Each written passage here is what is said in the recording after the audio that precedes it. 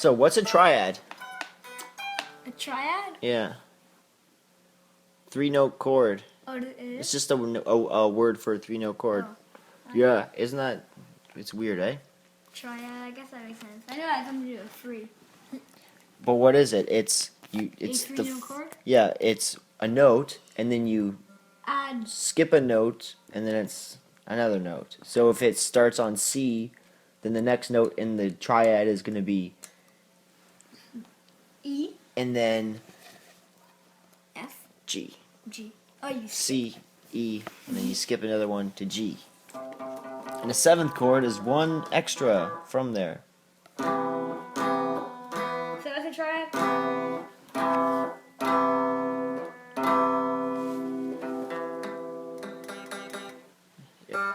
Yeah.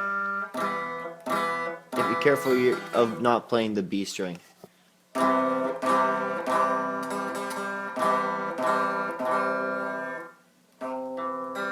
Yeah, there you go. Where's the rest of... We have more theory, don't we?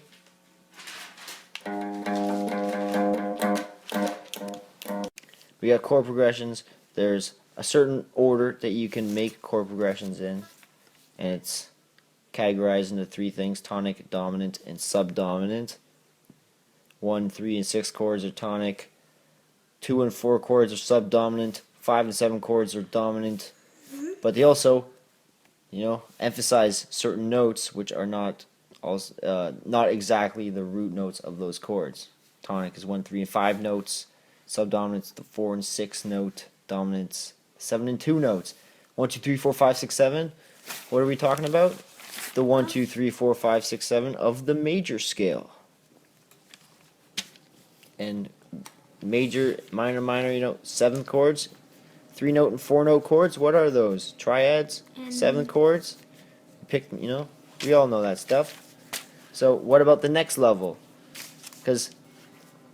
So if we're making a melody, no matter what, like if we're on a different chord inside of the chord progression, that chord has its own rules inside of it, right? And those rules are the same rules that you would treat like the tonic or whatever, right? Like you treat it, right? Like just like if it's like one chord, you treat it as itself, right? So you can solo, like you've made a song like that where you change scales with the chords. Have I? I mean, you just change a couple of notes that work with that. What do you mean though? The first blues song, That exactly, yeah. In the second part, how does this make sense to you? When you look at this information, I want you to explain this information to me. To me? Yeah, or to someone else. Tonic, subdominant, dominant.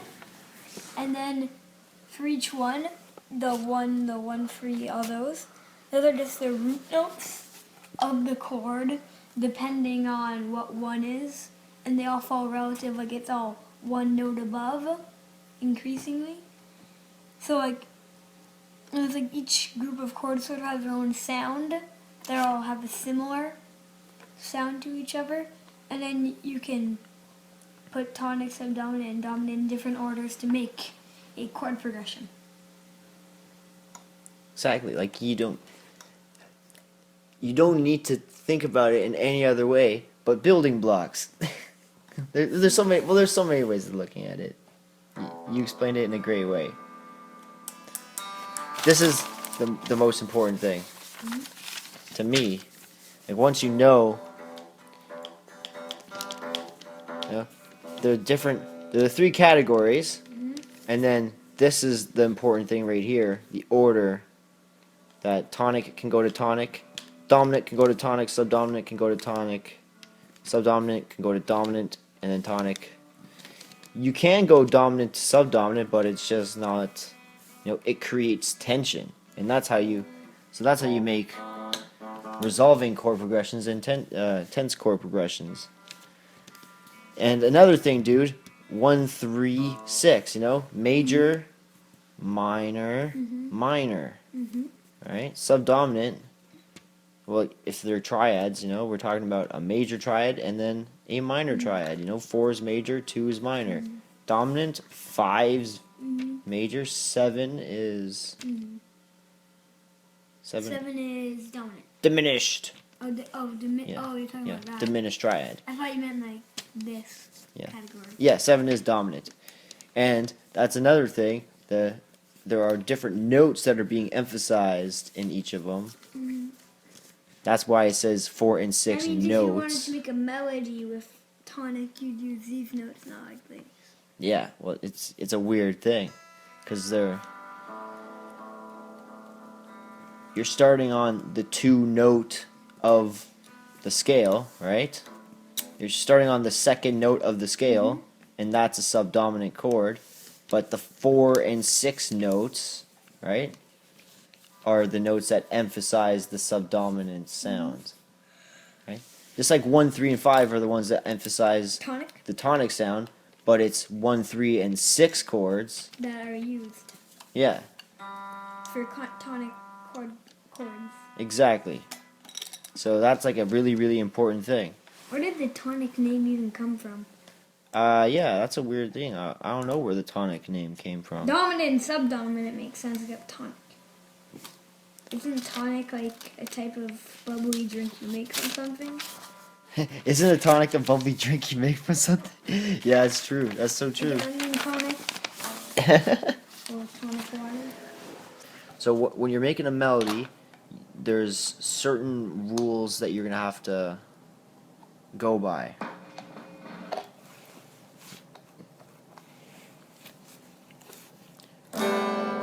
Right, so when you're making a melody, all the rules have to do with the chord, right?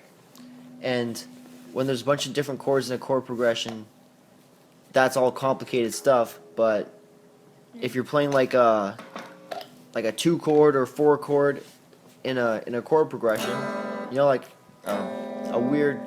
If you're playing any random chord that's not the one, there are rules that you have to think about according to the root note in that, you know, in the key, and then also that chord.